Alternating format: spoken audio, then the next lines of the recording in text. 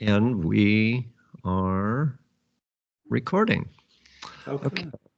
Um, so this is quite a different podcast, special podcast. This is Todd Siegel, psychic detective, and the name of the show is The Psychic Zone.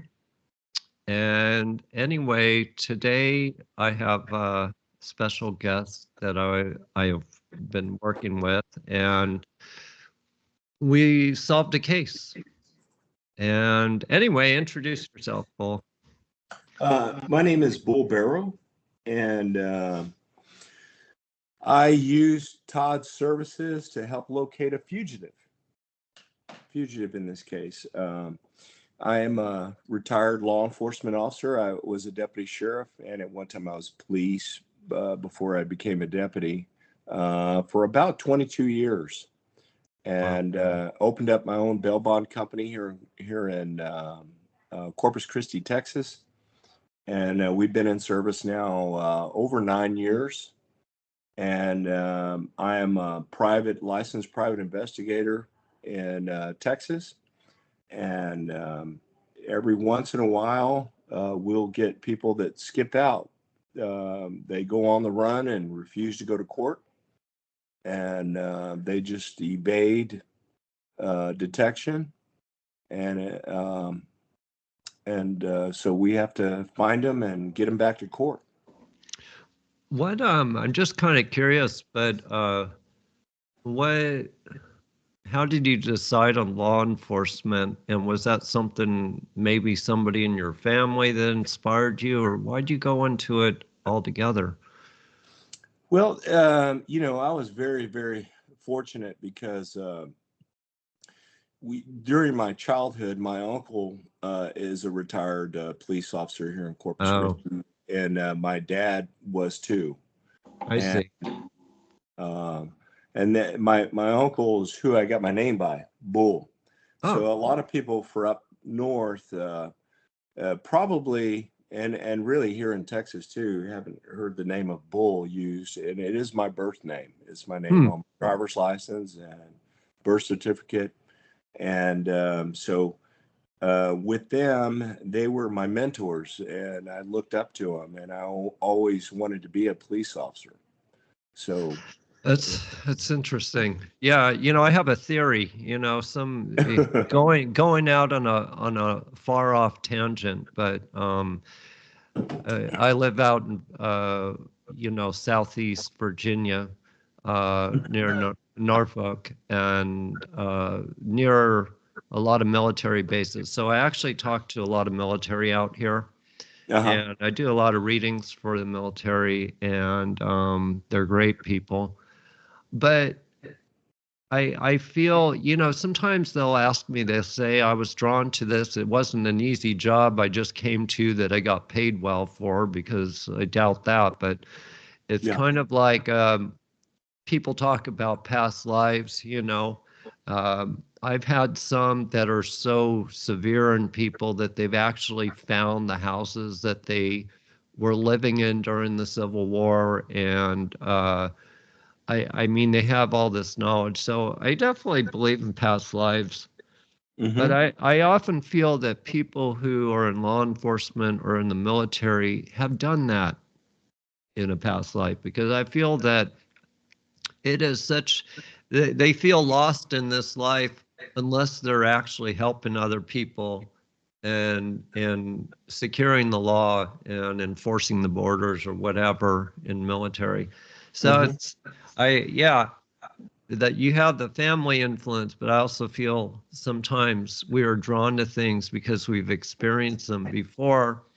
I know it sounds a little far out there and kind of creepy, but I do believe that. I also see that with people in healthcare too.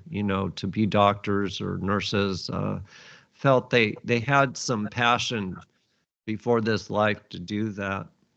But I just thought I'd throw it out there, Oh something to think yeah. about. And yeah, so where we are right now is and this is pretty incredible because you came to me for this one case. And his name is Tommy. He was top 10 most wanted, I guess. Yes, here in Corpus, yes. Yeah. He made the list. He made the list, but was there something also, you have quite a list there. And I know you've also gone after other suspects. Was there something that worried you about him, or is somebody more dangerous than another person?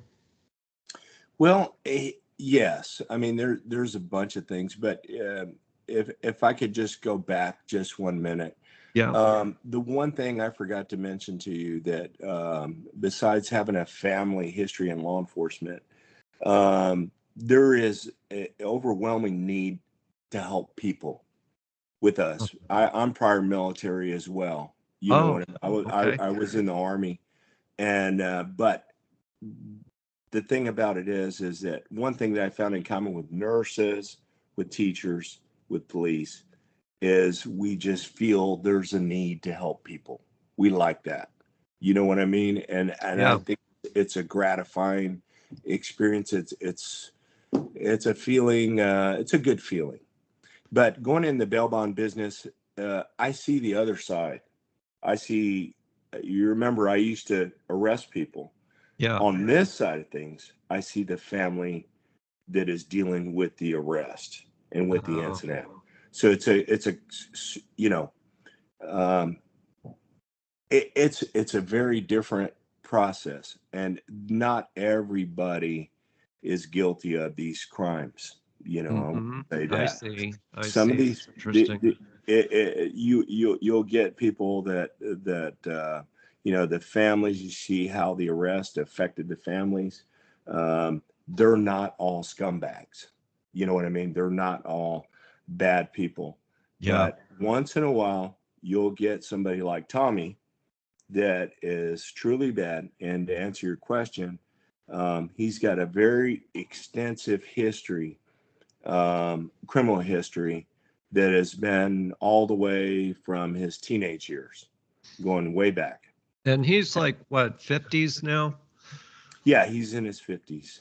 Mm-hmm. And it's one of these things where this guy has extensive history, and when he went on the run was with a matter of a week or two, where this guy just packed up and took off. And He's got I felt from the beginning. So usually when I start doing like an investigation, often I'll request a photo of them. Right. And then their age. Yes. Why, and then why their age? Because it gives me, it shows me something about them. It's kind of weird, but if somebody passed away a certain month, it gives me a clarity into that person that passed away. And I don't switch hats between doing mediumship, which is, spirit type stuff, because I'm not a spiritual person, but, I see spirits, but also in the psychic work, there are certain triggers that help my ability, and it is just an ability to me. It's just work, but I'll go more into that too as we talk about psychics and how they work, and especially detective cases, because it took a long time of training on my own to be able to do this. Not all psychics do this kind of work, and a lot of them don't want to. It's not, it can be gruesome, unenjoyable. I've had to look at autopsy photos. I've had to look at, bloody murder weapons. I've had to, look at ropes that were used and hangings and stuff I've seen some terrible stuff, and most people don't want to do that. They'd rather talk about somebody's relationship, which I'd actually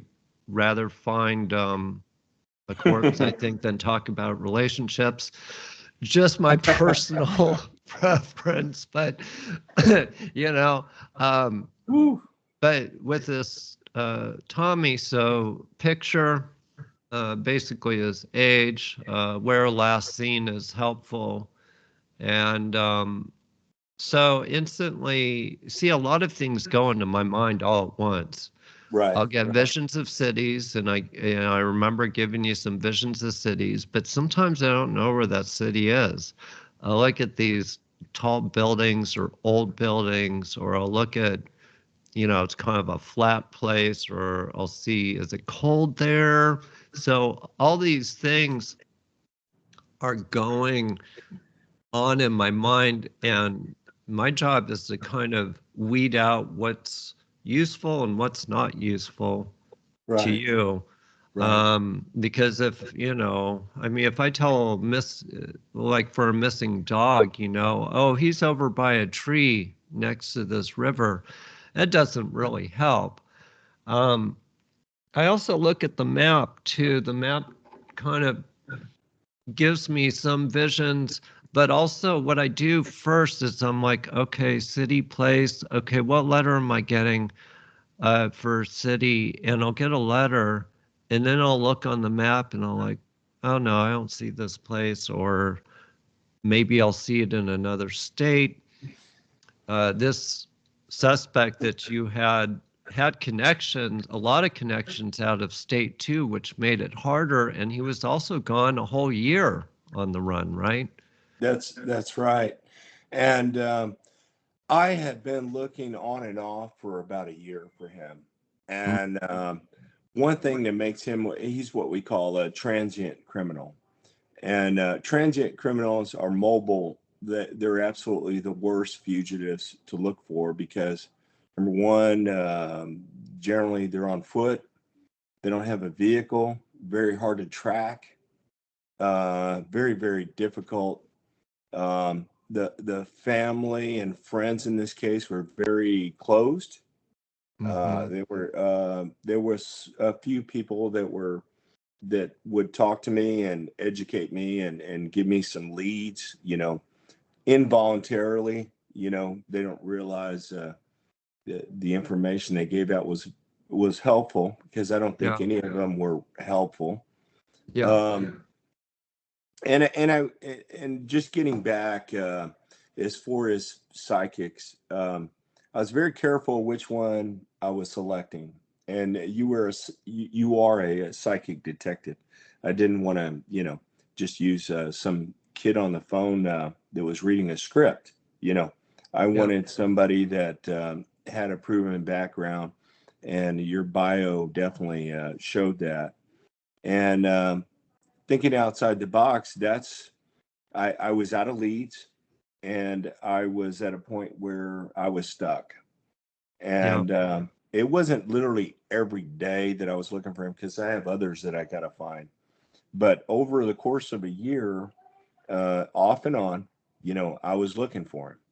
And I even went out of state looking for him, some relatives and family. And I was stuck. So then I decided to put a call in to you and see if you could help me. And of course, we got him. Yeah. I kind of gave I remember giving you a profile of him, and I often do this not to like show people, oh, how talented I am or something like that. But I do little confirmations, like, especially the police. I go over his bio in my head without them telling me it.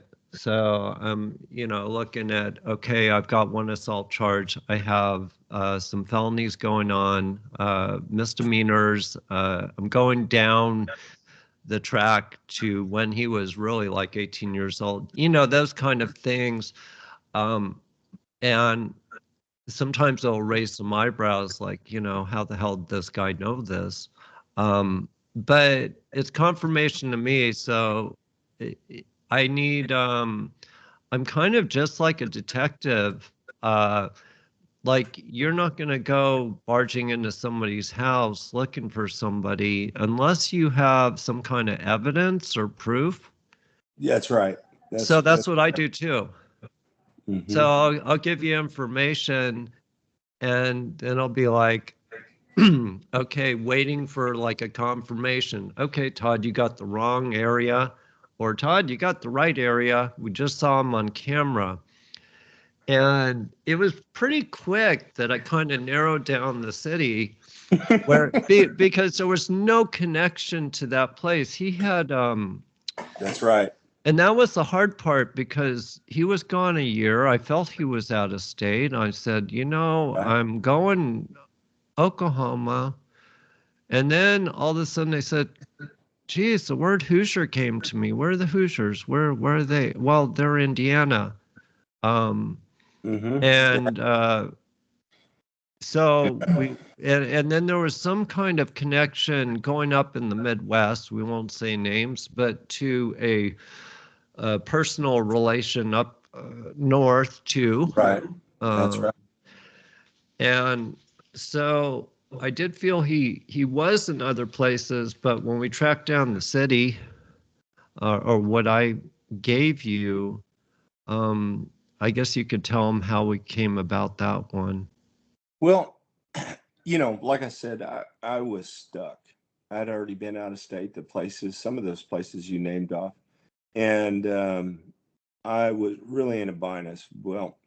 Thinking outside the box, I made the call to you, and you went through your, list, and you gave me the city of Austin, Texas.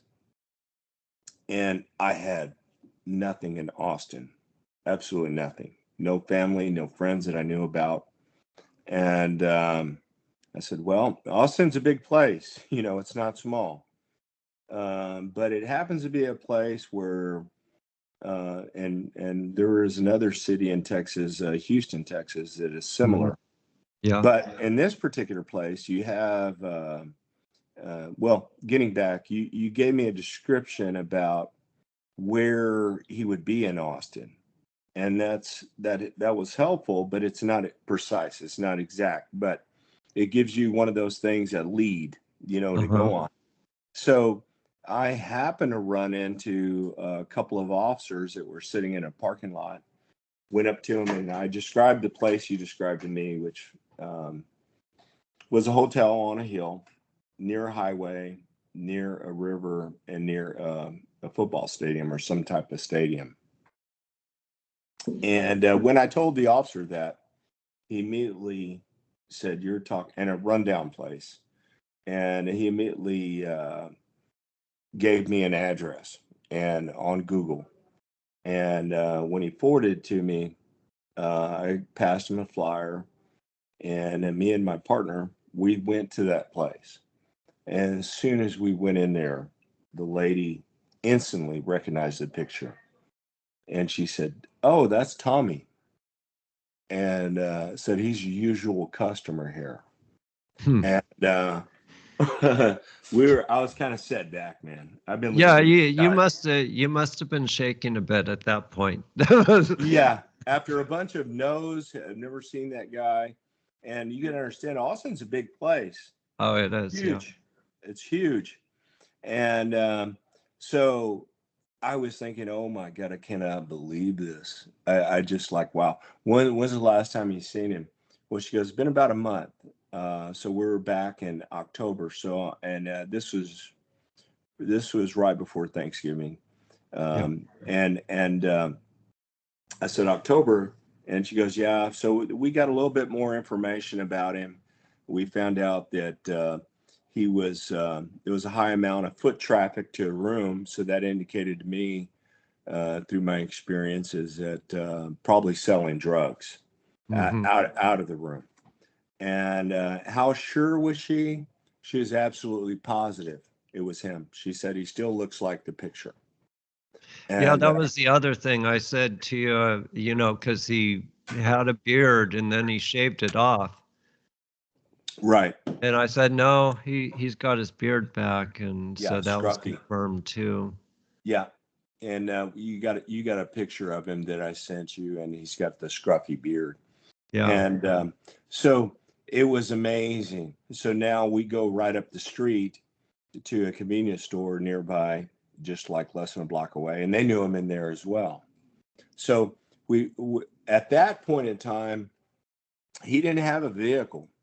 There was no vehicle that she knew about. She said he was with a white female, which he ended up being with a white female with blonde hair. And I think I described somebody, a female, with him. Right. It could be, and could be. And he happened to tell us later that he's just been with this girl about 3 weeks. So what his, and I forgot to mention, Tommy, he preferred, I said this and then you confirmed it, but you told me he could be with a female 60 to 70 years old. Okay. That's what he does. He likes older women between 60 and 70 years old. And when you confirmed it to me, I said, wow. I mean, I don't know how you knew that, but you saw that. And that was one of the things that kind of set off a flag to me that you knew what you were talking about. Yeah, I was, I don't get into all the emotions like relationships and stuff when I'm working on this stuff, but he was, I do have to find connections. I did see the older female with him. He's a fiery type with a smooth talking ability who Yes. could be in any situation and find a new companion, or he's a smart guy as far as picking up associations and people that he connects with. And when I found Austin, it wasn't kind of a guess. I got the letter A, and that could have been many places. But then I went to the map and looked at the map, and then I'm like, yeah, drawn to Austin. But during the whole time, you were asking me, okay, he could be anywhere, and you did find a convenience store that also confirmed him. And then I was kind of tracking the city where I was seeing it was kind of living homeless in a way. Right. Yes. Yeah. And it's very hard. That part is where the transient comes in. It's very hard to track those. And for people that are not familiar with Austin, Austin has a large homeless and migrant community, immigrant community, which they're a sanctuary city, and they take a lot of pride in that. But within that community, you have criminals that are coming from all over to hide and infiltrate that area, and they hide under the guise of, I'm homeless. So they get free food, they get shelter, they get medical care, and they can hide and blend in and go use their drugs, and then come back and then have a nice place to stay. I mean, fairly, what I mean, for a homeless person, room, heat, cool. I mean, that's pretty good. Yeah, it was hard. It was hard for me. We got there, we got confirmation, and it took us a little while. And I can't imagine what I felt sorry for you, because you had to visit like facilities, and then try to seek out. You use contacts over there, or people that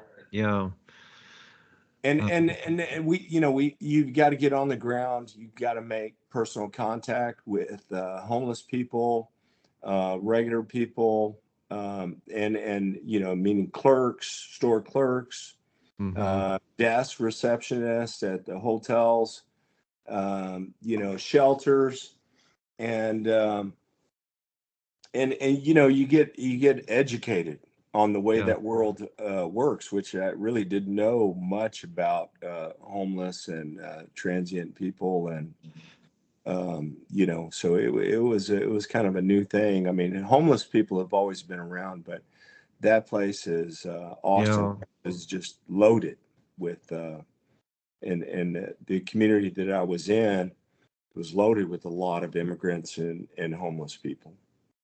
Yeah. I've worked on I've worked on several cases that were out. One was in Portland, Oregon, finding a homeless man, a friend of somebody. Um, and yeah, so I've I actually found him.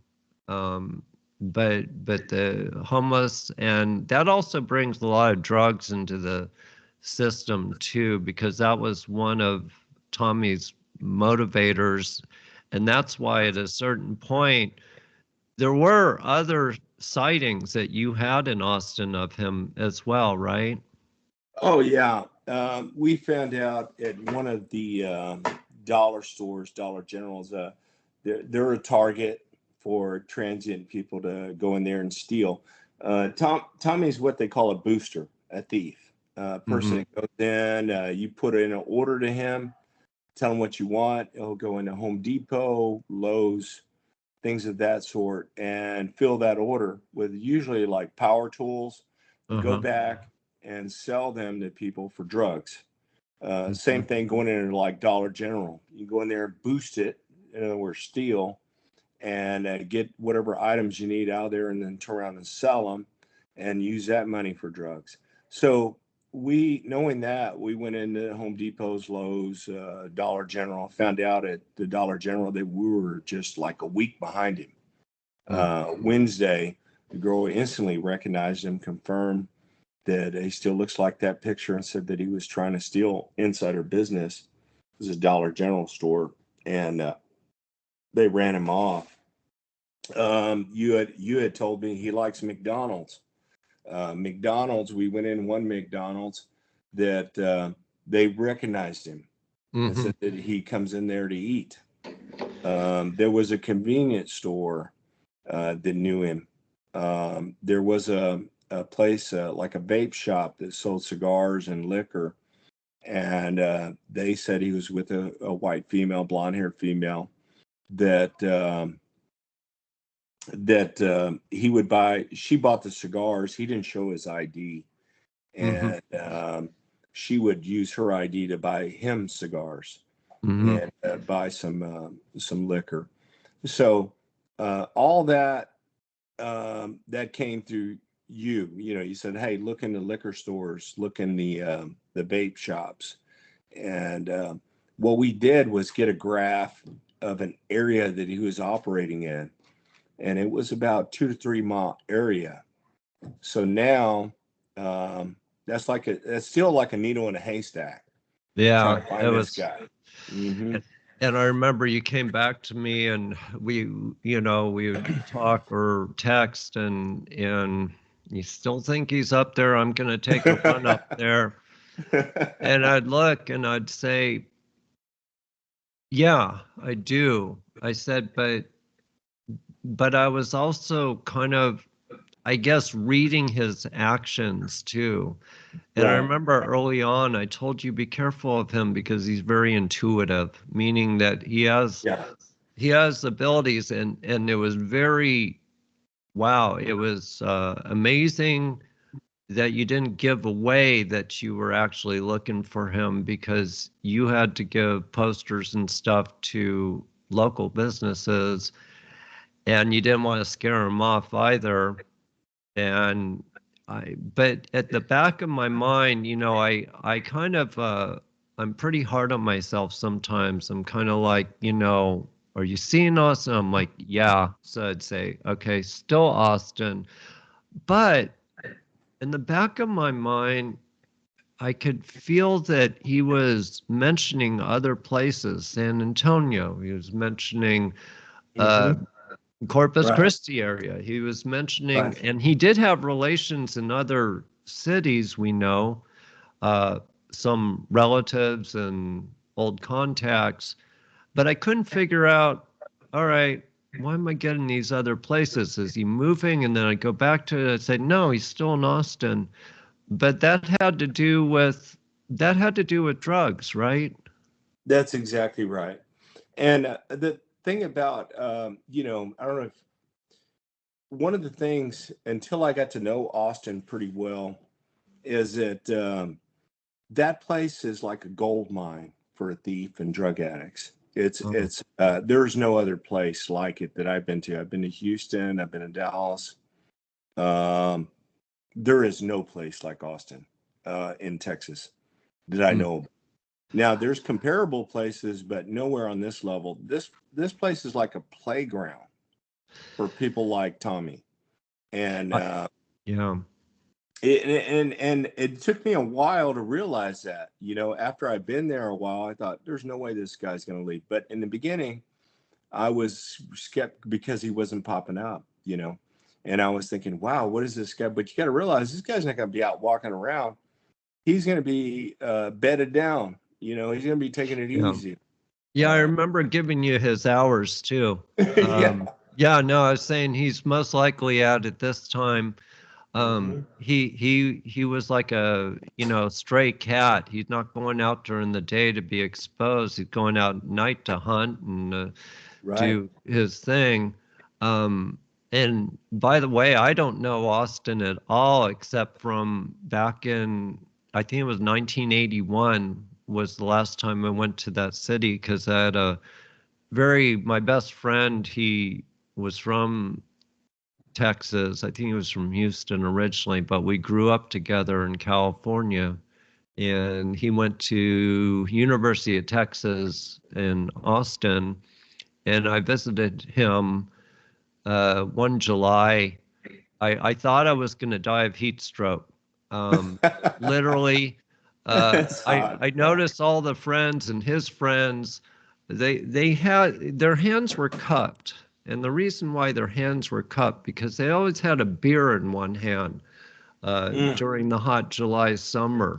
Um, mm. and so that's what I remember about Austin. I remember saw a saw a great, there was a concert street where they have these concerts, and I was actually I actually was sitting there talking to a couple of musicians that were taking a break, and I went in there with my friend, and it was a nice little concert music hall.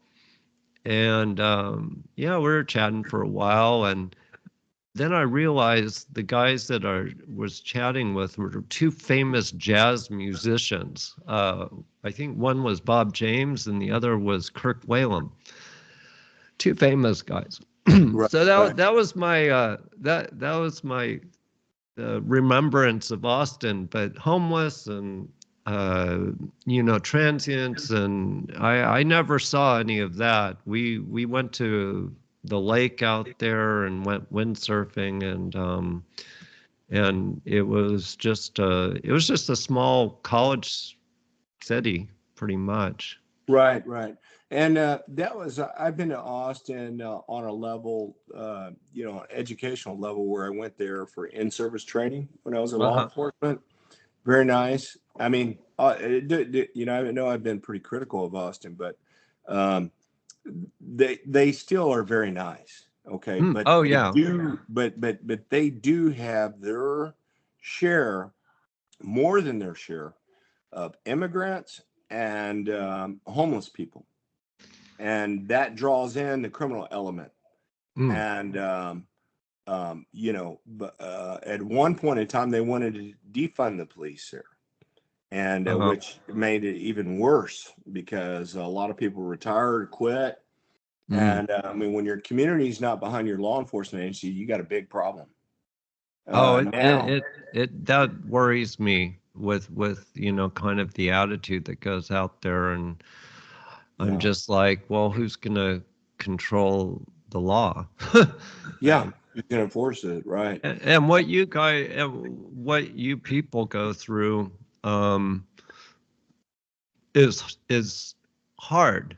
and you're not getting paid enough for it most of the time. Right. I mean, Right. it's a really I have friends that are in You law know, enforcement. luckily, I mean, I've been blessed. I have not experienced that. My last time on the road was about 2013, November of 2013. So I've been in the bail bond business ever since then. Uh-huh. And well, ever since about 20, I think it was 20 November of 2015 is when we actually went into business. But um, during that time in law enforcement, man, I was blessed. I did not experience that. And a lot of other cities have never experienced it. But when you're talking about defunding the police, I mean, who's going to enforce the laws? Yeah, Who's going to, I mean, you got to have consequences, yeah. for actions. It's just a disaster waiting to happen. I mean, you got to have people out there, that are, enforcing the laws and making the world a better place to live, man. You're always going to have the criminal element, Well, and always. then and then and people are just more dangerous today. Right? Yeah, I That's don't care exactly what right. they say, but people are very dangerous. Not only that, you have technology, you have computers in the mix. I've worked on many cases involving drugs and drug people, Right. and they're no longer in the cities anymore. They're out in the middle of the woods, and Right. they can operate full businesses by their little smartphone, and the criminal acts with them are far more vicious than they were. Some of these drug people live in these $1 million homes with expensive cars. You would never know that they're not little, shabby people on the street corner anymore. This is big money. And so the drug rings are much more powerful, and they rely on people, well, kind of like your suspect, to filter it out, to keep it going. And when you have a city with no law enforcement or anything like that, then it grows and grows, you know? Right. Well, you have getting back to Austin. What the way I felt in Austin is that their police department Yeah. beyond their limits, and they are short personnel. Mm-hmm. They're reactive in nature.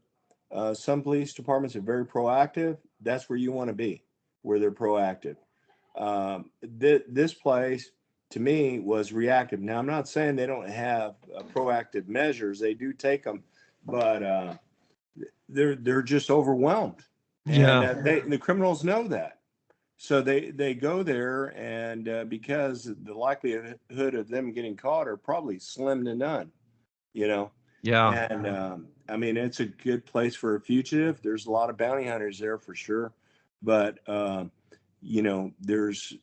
a lot of criminal element there as well. They're just running free, and you know, so it was a perfect place for Tommy. I had no idea it was to that level. The last time I'd been there was for training, and I didn't realize it had that side of Austin that I've never seen. Yeah, I had no clue either, except that when we were looking for him, I would give you I'd give you places, and that's kind of part of what I do is I have to be really specific, and I can't always be, and I'll talk about that a little bit as far as uh, why this worked for you better than when I sometimes work with families who have a situation going on. But Austin, when I was going through there, I saw all sorts of things. I was getting different roads and this and that. Mm-hmm. But Tommy was very sly, uh, and he knew he knew how to throw people off his trail. He didn't, at one time I thought he was panhandling a little bit, but it was very limited, and he'd do it for a short time, and that was it. Right, And right. so he was very cunning. We did see him somewhere else. I think he was caught on camera, I think near, I remember talking about the river. There's a big river that goes through town. And Right. I think he was out near there too. Yeah, he had been around and he had been to some of the hotels, but what I hit about every hotel there was that and the what ended up happening, some of them saw him and some of them didn't. Now, Yeah. the reason for that is because the person that was renting the room was the female. Okay, Uh-huh. so he was smart. He didn't know. I don't know. That's probably the right thing to call it, but he was smart. He didn't expose himself to cameras like that. No. I was Yeah. looking for him. Home Depot's, Lowe's, Walmart, and Walmart knew him, but Homes and Home Depot, they didn't know him. Well. Uh, you got to understand that I'm not saying he wasn't there or never been there or anything like that, because he very well may, but um, you're talking about one guy in a city of a million at least, Hmm. Yeah. you know. And somebody remember, I remember one clerk told me, you know, he laughed and he said, "Man, I see a lot of people every day. I don't remember this guy." And he told the truth, and that is true. I mean, it's a lot of people. You're finding literally a needle in a haystack. But now Yeah. eventually it paid off. you know uh, those flyers paid off, and like you mentioned earlier, we can't go around handing those things out to street people, because he mentioned to me after the fact that he saw one of my flyers in San Antonio, and that's why he Uh, left. uh, And so you got to be careful about who you're handing those flyers out to, with his oh yeah. picture on it, because it gets back to him and then he's gone again. Yeah. And towards it was right before Christmas. I had to go out of town. I had to go see my parents in California. It was hard to focus on anything because I have a farm here and I had to have a farm sitter, and I don't like flying, so I had to fly out there, and all these things were coming to view. So I was trying to keep in touch with you out there, and I remember I said, Right. I thought it was like a motel, like a Super 8 motel or some Yeah. Yeah. You thing. did. And then I mentioned something before. I said, does he ride a motorcycle? And you said, no, Yeah. we don't have any evidence that he's been on a motorcycle. I said, I don't know. Early on, I remember seeing a motorcycle, That's amazing.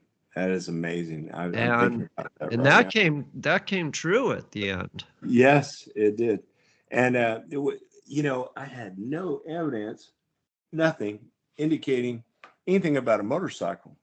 You also mentioned a creek and a swimming pool, Yeah, which, I didn't know what that was. But anyway, you saw that. That was in the beginning. That was right at the beginning.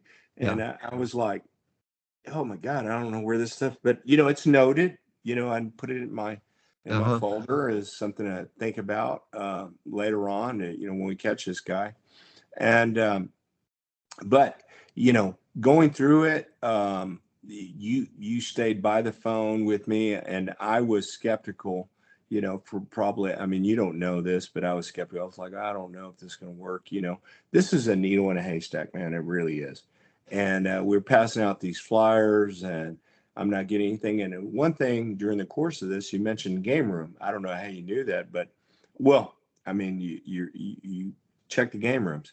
So he was cited at one of the game rooms that we visited, and we noticed that he changed parts of town. He went to the north side of Austin, yeah, and he was literally taken down across the street from the game room, at a Super 8 hotel. and it was just something else because And that there was a gambler. motorcycle. There was a motorcycle in front, right? Yeah. So we ended up getting a tip from one of those flyers, and that he was at a Super 8 hotel, and we got there early. When I got the tip, I'm kind of skeptical about this because it's coming in from a unproven source, but it's a tip, Uh-huh. so I got to follow up on it. So he described to me that there was a motorcycle. He said he showed me his motorcycle last night. And I said, how sure are you it's him? He goes, I'm sure. He's going by the name of Tommy. And he's got the tattoos. Hmm. And I said, oh my God. And I said, okay, I'll be right there. So I left out of Corpus Christi and went to Austin. Um, so the motorcycle was parked in front of his room. And there is a swimming pool right across from him, and there is a creek right across from him. So, Hmm. I mean, it's noted. I was just like, wow, this is amazing. And, but, Tommy, we watched him literally all day waiting for the opportunity to take him down because so much foot traffic going to and from his room. And we wanted to, get him at the right particular time. Law enforcement in that area in Austin will not come out. Tommy was the way they do it in Austin is, and unlike other towns, I mean, we would just get a group of officers together and hit it. But he was considered high risk, so their tactical team um, would have to take him down. And this was on New Year's Eve. Yeah. So they were taxed, to say the least. And I still don't really know the answer why they wouldn't come out, but they wouldn't come out. But Lord's blessing here, officer just so happened to be driving through that area and on a fire call. So I flagged him down and I said, hey, this is the guy, and we're going to hit this place. I mean, would you mind just, since you're not going to come out and take this call, would you mind waiting here? And he said, sure, I'll wait here. So, we just did a standard knock and talk, and Tommy opened the door. He was by himself. We knew that, and he opened the door, and I told him, hi. It's kind of corny, but I said, hi, Tommy. You know who I am? And he said, no. I said, I'm Bull. Of course, he knew that because I had been looking for him. And then he tried to shut the door, and then we forced our way in and tackled him. And he tried to resist by swinging at us, but he was just overwhelmed. It was it was me and another guy. So we handcuffed him. And I asked him, I said, Tommy, where you been? And he said, San Antonio. I was in San Antonio for a while. And then I saw one of your flyers, and he began to tell me that the marshals were after him, and they were using drones in San Antonio. And I asked him, why were they using drones? And I mean, why were they after you? And he goes, because of you. Now, I highly doubt that. It had to be something else, which I don't know Yeah. why they were using drones or after him, or even if that story's correct. But he ended up having on him a large amount of methamphetamine on him that he was trying to get out of his pockets. And then we told the officer to come up, and we said, hey, we know you're not going to take custody of this guy, but what do we do about this methamphetamine? Mm-hmm. And he said, how much? And it was a lot. Yeah. And my estimation, probably at a minimum 6,000. Probably, I'm not in the drug market here, but Mm-hmm. it was 3 large bags of methamphetamine in his Wow. pocket, and about the size of a golf ball. So And the police in the city have to handle that. yeah, so we Yeah. turned it over to him. He begged us not to turn him in on it, and we handed over the methamphetamine and took him to the jail. That's the way they operate there. They don't do that in all cities. And Mm-hmm. we even had to process him into the jail, which is unusual. because we're private investigators. We're not law enforcement anymore. And it was a different kind of experience. Most jails we go to, we just walk them to the front, and they have a jailer come out and take him to the back, and they process him in. But we even took him. We took him to the whole process, to booking, where they change your clothes out, to medical, and then finish filling out an information sheet on him, and then release him. And he was pretty much stunned that we found him. He had been gone about a year. He was, there was different points in time when we were transported. He was going to feel sick. He said, "I feel sick. I feel like I'm going to throw up." And he couldn't breathe.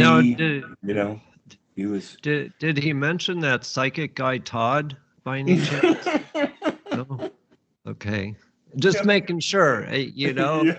So some guy was streaming in my head. I don't know. He's got a big nose and a lot of hair, and Oh my goodness, man! I'm pretty sure he would never guess. Of course, I didn't tell him, "Hey, man, a psychic found you," But I mean, yeah. It was because we had the right time, right town. I had no idea. It's a big world out there, What town is this guy in? I mean, if you give me the town, and after I got the town, I'm thinking, well, I know the town and I know he's here, but geez, I gotta find him a needle in a haystack, And then but if it wasn't for you, we wouldn't have the town. You know what I mean? And we wouldn't have Tommy. And so we found the town, and the town pretty much turned up Tommy on their own because of the flyers that we handed out. But we had to know which town. You know what I mean? I mean that, yeah, and it's a big city. Going back to skeptics and this kind of work. Right. That's a good thing. Is to know, see. Skeptics don't bother me at all. Right. They don't bother me unless it's a skeptic where I'm given them information. There's different types of skeptics where I'm giving them information, and then others, I can hear in the back of their mind saying, "Oh, BS. Okay, this guy is phony." And so there are some skeptics like that. And then there's other skeptics that are kind of like, well, it sounds kind of odd, but I really want to believe in this. I really want to, move this forward. Let's see, So it really has to do with kind of the mindset. And am I reading just the suspect or the situation with directly? Yes, but the person I'm working with, it's sort of like describing when you're on the computer and there's a Wi-Fi system, right, that gives out the signal to your computer. If that Wi-Fi signal is kind of weak and not working too well, you're not going to get a very good picture on your computer. Well, that's kind of who you are as the client that I'm working with. You're like the Wi-Fi system. So I think what helped on this is you gave me a real clear signal. And then the visuals came through the internet, which is what I'm seeing, the visuals I'm seeing. And it's such hard work because, and I told you, I never came about this work. I never wanted to do this work, or I was never interested in this kind of work. And it took many, many years to try to understand why I was having these visions and what was going on. And I made myself a couple of promises. And the first promise I said before I started doing this for other people was, first, be honest. Don't be a high-charging, egotistical psychic out there and just lay it real straight. Tell people when you can help them and tell them when you can't help them. That was the first thing. The second part of it was, to help people. I didn't want to be a psychic and just give readings to people. I had a natural ability for details, and I think it came from being a carpenter and a builder and a furniture maker, that I had that really detailed mind of measuring twice and cutting once, and because I knew there were a lot of skeptical people out there, but I really wanted, as a psychic, to do real evidence, to prove it, to document it, to put it out there for people. And otherwise I told myself, I just don't want to do it if I can't do it this way. And it took many years to even do this as a service to people. But skeptics, I had a very hard time in the beginning, because I got a lot of very oppositional people who were not very nice to me, who called me all sorts of names. But at the same time, I was doing work for people who were like, whoa, hold on, this guy's very different than the rest out there. And that's what I kind of stuck to. But yeah, just that's kind of, I guess what I'm saying is that being skeptical is fine. You can be skeptical and you can be open at the same time. That's what worked on other police cases. I had a great group of detectives and police on this case I worked on near Charlottesville, Virginia, and I helped find the remains of a missing person. Now, I can't say much about that because with police cases, they usually don't want me to say anything or put anything on social media. So, but they had that. I love actually working with the police, because they got this really, kind of no BS in the picture attitude. Right. Yeah. And that helps me.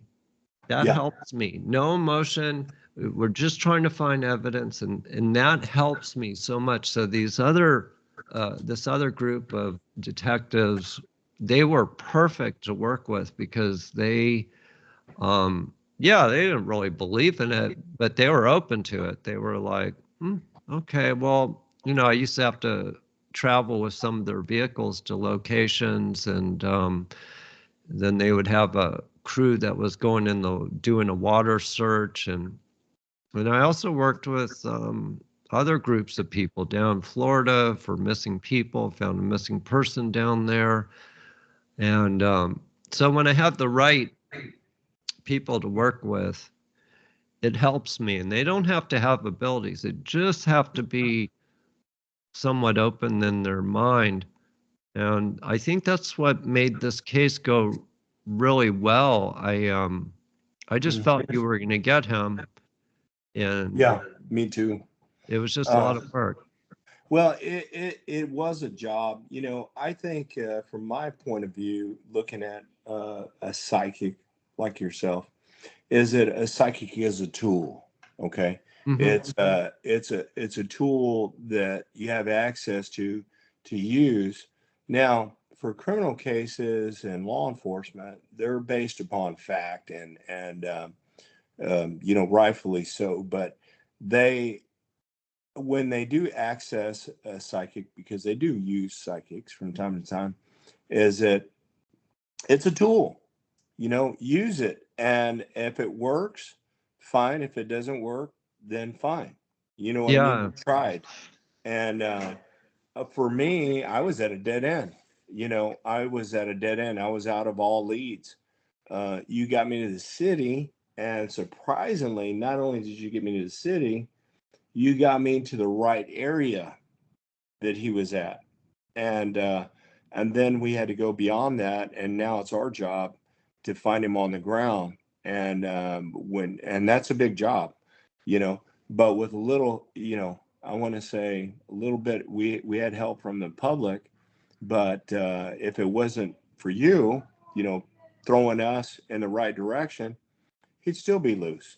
And, Tommy didn't murder anybody. He's a fugitive. No. There's probably 1,000 Tommies in Austin, Texas.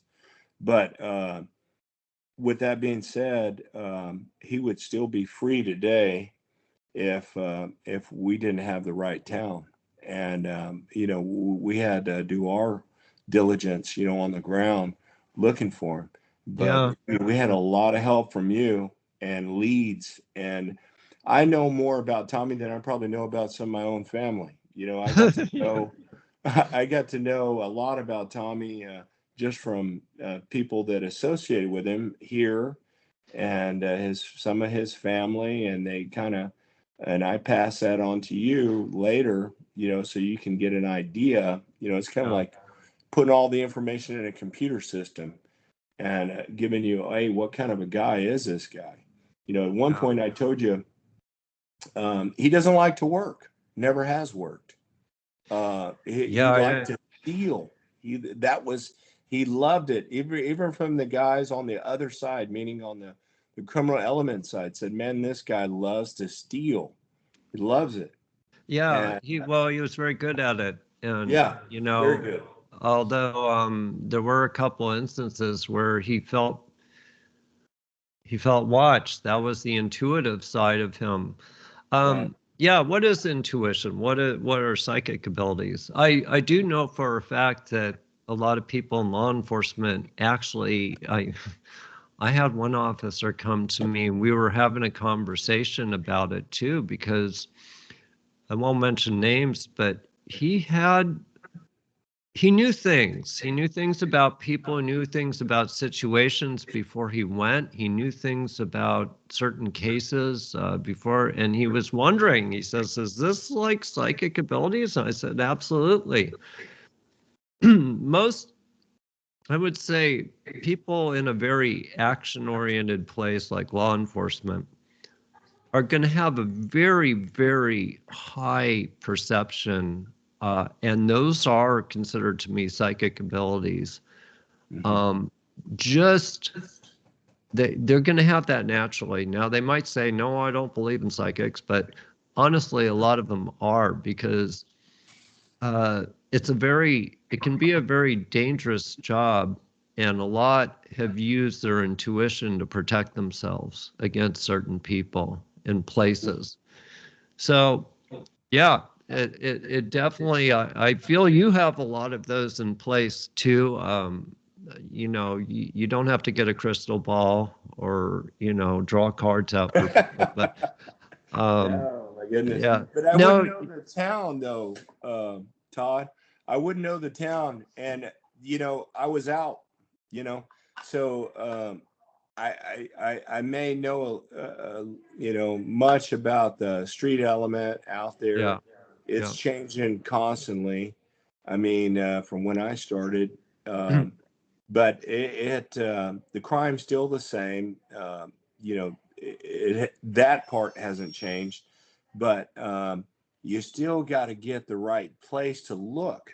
You know what I mean? Yeah, it takes practice. That part takes practice. A lot of times when I'm working on a case, even a missing cat for somebody, I'll tell them to reach out to me in a couple of days, and they're like, why, if I don't have any clues? And I'll say, because I want to take a second glance. Sometimes when I take a second look, I'm not biased about the area, or it may be, I'll get another look at it, which I might have new information for them. So sometimes we're bogged down in our mind with overload of information from the person we're working with. And then sometimes we have to come back to it with a fresh mind without thinking about it. This is kind of like a job where I'm getting paid not to think. If I'm thinking, if I'm thinking, I'll fail. No. And now you obviously told some of the other police about me, right? Oh yeah. I said, the presentation, I love it. And I said, I finally got this guy. I've been looking for him. And these guys are retired. Some of them not retired. But I said, I got the. Oh, really? How'd you do that? And I said, well, you ready? I said, get a load of this. I used a psychic. What? Oh my God. They said, use a psychic. I bet you that set you back. I said, no, he was reasonable. He was reasonable. Yeah, I didn't charge it the other time. Yeah, you didn't charge me for all the calls. It was a one-time charge. But I said, can you figure that? And they said, no. I said, I know they've used them on missing persons, but not hunting down a fugitive.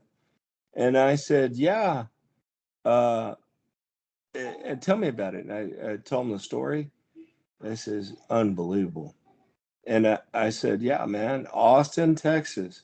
He got me to Austin, Texas, and he got me to an area, and it was all boots on the ground. From there, he helped me out through the whole thing. And I said, he didn't literally like pinpoint me to the right place, but I mean, to what room he's staying in and all that. But he got me in the vicinity, which we had to do some work on the ground, but we got him. And that's the main point. And fairly quickly, given the amount of time I've probably spent 8-9 months. I mean, not literally every day, but maybe 10 months. Yeah, not literally every day, but let's just say, a few days here, a week, a day here, or 3 days here. I went out of state looking for this guy. Nothing, absolutely nothing. No leads, no nothing. And it was a heck of a ride, man. And one I don't want to do again. But I was gonna say, who's next? well, I have some others, but not like this guy. And I've been debating that because I thought, it's kind of funny here in the office. I've probably got 4 or 5 more I got to go find. And they said, call Todd. I was like, hey, I don't want to call Todd on all of them now. I mean, I got to put some work in. You know what I mean? I gotta make an effort to look for these people. Not just like get a file and say, okay, call Todd on every one That's of all them. right. Yeah, I mean, I'm open. Yeah. Like I said, it's. I It's kind of amazing. I like that work better than talking about romance or Yeah. Oh man. And but somebody's health issues, but yeah, but I they were pretty much blown away, in short. And of course, there's been some people outside of that, and I'm very proud of it. I think it's worth mentioning um, like I said, without your services, man, this guy would still be out there, and the world is a better place with him put up. Chances of him getting out of prison this time. I believe everybody deserves a second chance, yeah. but this guy's had second, third, fourth, fifth chances, and it's like, he should have never been out, but they let him out, and he continued the life of crime immediately after getting out, and they still didn't revoke his parole, Yeah. and he committed more crimes. There's no telling, how much. But when he went on the run from us, that's how we got involved. Is that you know, I definitely am going to go after you. If you do not take care of your, everybody deserves their day in court. But when you Yeah. just evade law enforcement, and they're so taxed right now, they're shorthanded. Mm-hmm. Uh, they are. There's high crime in a lot of places, and we have to do it all on our own. Mm-hmm. Virtually with no help. Austin police, we really didn't ask for their assistance up until the end, and even then, they wouldn't provide it. Mm. Uh, the information highway is usually one way, which means we give all the information, they give none. Yeah. That doesn't help either. especially when you're looking for fugitives, because they're going on to another. Now, it's not the way we policed from my day, but things have changed a lot. And the information highway is definitely one way when it Yeah. comes to private investigators. And we're from out of town. We're from Corpus. I'm not so sure it'd be any different here. Usually it's one way, but they do help us out, from time to time when they can, But Austin is definitely different. By the way, it is very hard to find like a psychic to work on something like this because I know some very talented, very good psychics. They don't do the type of work I do, but they're great people. Problem is that uh, there's just so many scam artists out there now. You know, That's right. That's right. I could tell you, I could say, you got a curse on you, and I can remove it for $1,000, and I can't tell you how many people fall for it. And that's Wow. one of the big scams out there. There are so many. And around 2019, I was doing some PR stuff. I went on TV a little bit and I did some interviews and stuff. And it was kind of a bad time in my life. And I couldn't take the stress anymore of all the publicity. And the publicity got pretty big. I was in USA Today and I didn't want it. I just wanted a little bit. I didn't want that much, but I was working with this woman and that was her job. And a lot of people don't know that, my family's from California and I have a lot of connections through family and friends in the entertainment industry, in Hollywood, a lot of big influences there. I could have been a $1 million psychic, a while back. I could have gone into that world where you're booked up a year and you're getting paid $1,000 for this and that, but that's just not me. And I promised myself that I only wanted to do the work. I didn't want to be known as, well, for my work. It's just a job to me. My passion is actually riding my motorcycles. Right. If anybody asks me what my passion is, I love the outdoors and love my horses, and that's my passion. But the problem is, especially I can imagine from the law enforcement perspective, is knowing who's genuine, who's not. And then sometimes I have to also explain how I work too. It's not scientific. I actually don't try to solve the crime in the beginning. I try to find evidence first. I try to find little things. So I'm not shooting for the whole outcome in the beginning. So it's taken years of practice, years of confirmation, or, one way or another. It's really just taken a lot of experience to get to where I am. And I look back at old cases. That's why, you wrote a testimonial. I look back at those to see what worked for one case that I'm not doing. Maybe it'll help me on another case. So it's not about my notoriety. It's about learning. And I started a book this last year. I'm really not good at writing.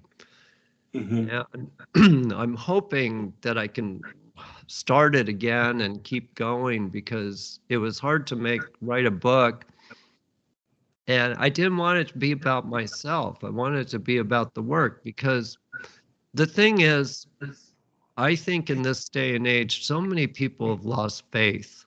They've lost hope in the world. they go to work 9 to 5, they get sick, they gotta, people die, they pay taxes. There's a lot of people out there who have a lot of depression Right. because they don't see another part of life that's there, or something of a miracle. And whether you're religious or not religious, um, if you're just seeing the doldrum of life, the little stuff, you can get depressed very, very quick. Mm-hmm. And, so this work to me it's not about me so much, but it's showing people, hey, there's another reality here that people are not seeing, Right, right. Well, all bad things end, Todd. You know what I mean? All of Yeah. them. I'm you know, I am religious, and I'm a proud Christian. And Hmm. I got to tell you, man, I mean, a lot of people come in here and they look at the bad, bad, bad. Mm. Okay. But understand that bad thing's going to end. And Yeah. also, some people are not in the right job that they want to be in. So therefore, I would have to say, when I was in law enforcement, I did something that always wanted to do. And for me, it wasn't work, even though I felt like I mean, at the time it was work, but um, it really didn't feel like work. Where some Mm. people, you're in a job, and I've been there, that you don't enjoy it. You know, give you an example. My son, college graduate, selling shoes. I'm just Hmm. saying, a couple of years ago. Yeah. But I told him, hey, it's temporary. It's not forever. So be the Yeah. best at it that you can be while you're doing it, and you're going to move on to something else. And sure enough, he did. So um, it can't. Yeah, but I think especially like with young people, they tend to think this is forever. It's not. And Yeah. when bad things happen to good people, it's a temporary deal. I mean, it's going to be over. You know what I Mm. mean? And move on. And this world is all about second and third chances. I mean, a lot of us who make a mistake, you're going to get another chance, make it right on the next one. It's the one that just keeps going bad, Hmm. bad, bad, bad, bad. It's like, wow, you know, those are the people that I don't mind seeing go to prison. They Yeah. just keep taking advantage of the chances and chances and chances, that they get. Well, But they're chemically not right too. yes, yes, These we talked about Tommy as not being dangerous, but those drugs that he's peddling. Um, I talked to so many families who've lost their children to those drugs, or a loved one to those drugs, and the drugs are very, very dangerous. And right. but That's the right.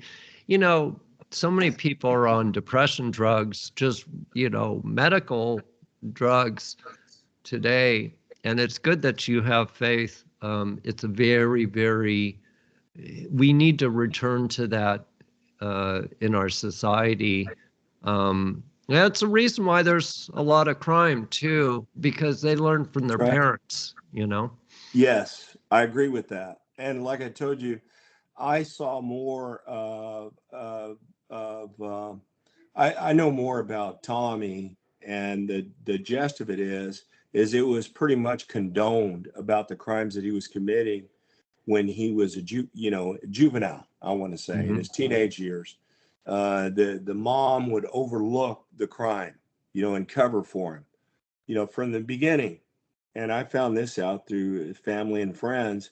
And I was like, wow, so that's how this guy got started, you know. And you got to put a stop to that as a parent. You can't condone or cover for him early on, because look what happened to this guy. I mean, and there's countless cases of this. And, you know, it's unusual, but not everybody's like that, where parents cover for their kids' misconduct, or breaking, Mm-hmm. but it still goes on and it progresses. And like I didn't feel like I didn't see anything at the time, but then I found out later on that after he was arrested, after we got him, he had an aggravated robbery charge. Had no idea. Yeah. Okay, what that means in this state is he used a weapon to commit a theft. That's what that means. Yeah, yeah. I saw some of that going on with him too.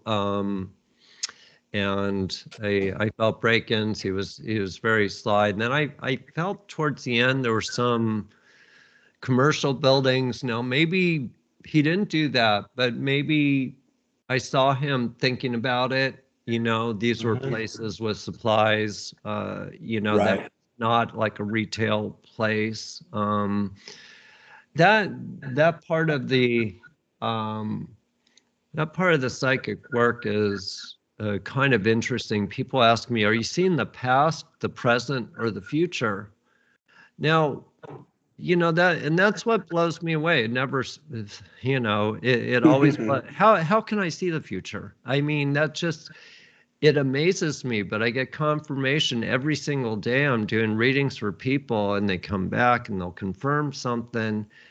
And, I guess part of what keeps me going is I don't really accept what I do completely, but it really does blow me away.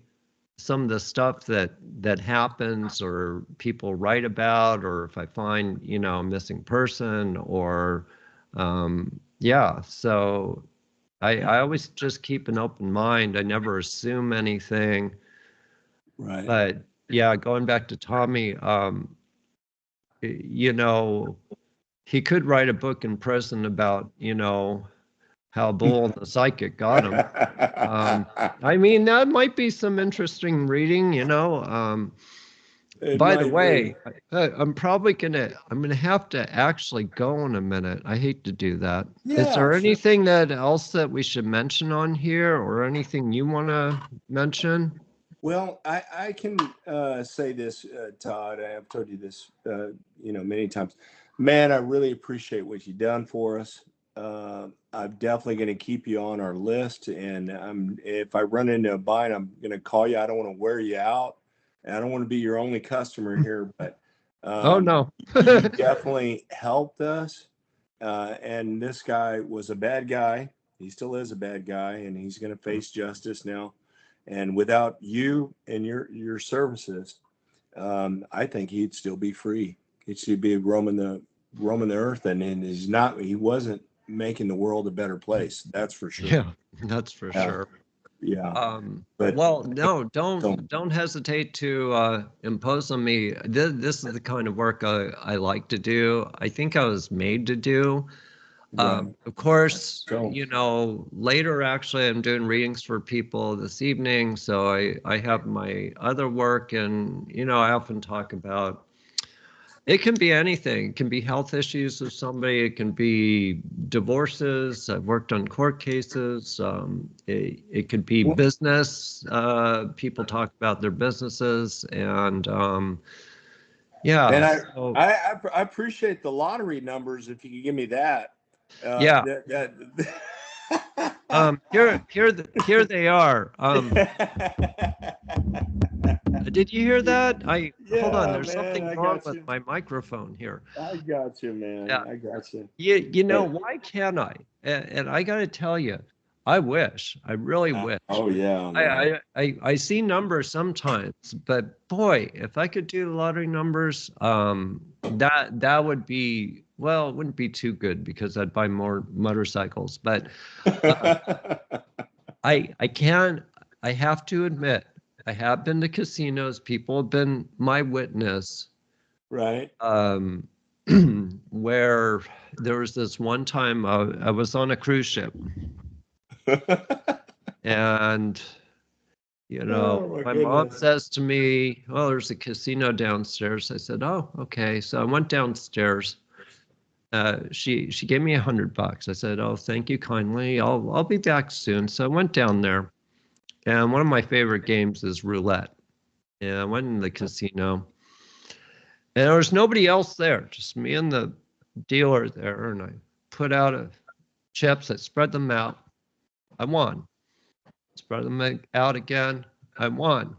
Pretty soon, the guy turns to me and he says, "Are you psychic or something?" And I said, "No, sir. No, I'm not." He says, "You keep getting all the combinations across the table." So I kind of stopped out of politeness, and then I just, out of the corner of my eye, this slot machine grabbed my attention. I went over there, and I won a big amount on there. So I walked back upstairs. This was quite a long time ago. And I walked back up, and my mom's like, "Where are you going?" I said, I got to go back to the room. She says, "Why?" I said, "I have to go to the safe." And she's like, "Why do you have to go to the safe?" I said, "Because I'm carrying in my shorts here, I've got $900 and I don't know where to put this. So I put it in the safe." So can I be lucky in something like that? Possibly. But Oh my God. they work against you. So it's kind of guaranteed that if you have your shirt on at a casino, you're going to walk out without it. They guarantee that. I don't know how they do it, but I think it's fixed. You better watch it, Todd. You can get yourself banned from all casinos, man. They'll that facial recognition stuff, they'll get you. Yeah. Say, "No, sir, can't come in here." Yeah, I'll have to wear makeup next time. Anyway, so it's been. I think this is probably one of the most fabulous podcasts I've done, because I can really, really talk about the work here that's gone on. You can talk about it. That's right. It's not so much about me helping you find somebody, but it's more about the work itself and what it does. And, I've had people, I talked to one guy a long time ago. He was in the CIA, and he's like, "I wish I could, I wish I could convince the higher ups in this to have people like you working with us." And I said, "Well, we can try. Give me a call." And I never heard back from him, but it can be used in many things, and it once was used by our government, actually, 1950s, 1960s. So, Wow. But anyway, I won't keep you. And They're used, Todd, but you can rest assured I'm going to be in touch, man. Especially if I go to Vegas, I'm going to call you over there. I'm going to say, "Hey, which one, Todd? Back in the room or where?" Yeah. Okay. Well, God bless you, man. Well, for that reading, I might have to go there in person. So I'll Yeah. meet you there. There you go. Yeah. Bye. And Okay, man. anyway, I'm going to stop recording now. Okay. And we can continue to talk for a few minutes after this. So let me stop. And it's been fabulous.